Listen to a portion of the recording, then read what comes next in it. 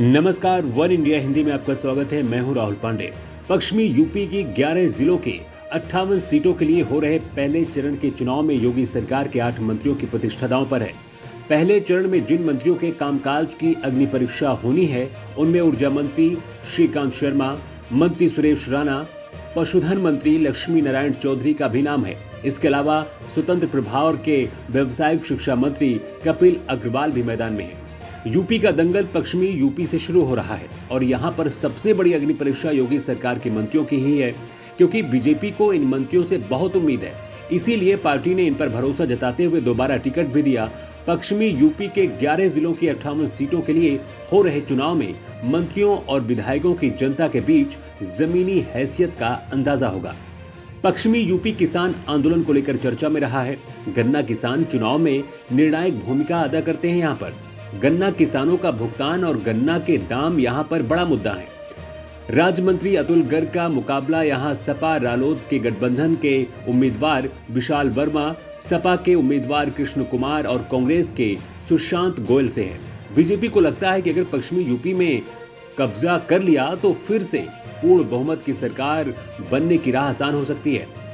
जितनी तेजी से मतदान की तारीखें नजदीक आ रही हैं, वैसे ही सियासी दिग्गज चुनावी तैयारी में अपनी ताकत झोंक दी है।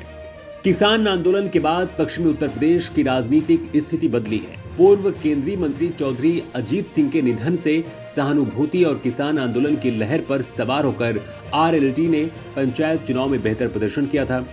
इसकी जयंत चौधरी की राजनीति को भी ऑक्सीजन मिली थी। उन्होंने सपा के साथ गठबंधन करके पश्चिमी यूपी में जाट बाहुल्य की कई सीटों पर अपना प्रत्याशी उतारे हैं, जिसकी घेरेबंदी में अब भाजपा ने मोर्चा खोला है। सपा आरएलडी के इस चक्रव्यूह को तोड़ने के लिए यहां पर अमित शाह ने खुद मोर्चा संभाला है, लेकिन सबसे बड़ा दारोमदार यहां पर योगी सरकार के मंत्रियों पर ही है। अगर बीजेपी यहां अच्छा प्रदर्शन नहीं कर पाती है तो इसका ठीकरा भी इन मंत्रियों पर ही फोड़ा जा सकता है। पहले चरण में 10 फरवरी को 11 जिलों की 58 सीटों पर मतदान होगा, तो दूसरे चरण में 14 फरवरी को 9 जिलों की 55 विधानसभा सीटों पर मतदान होना है।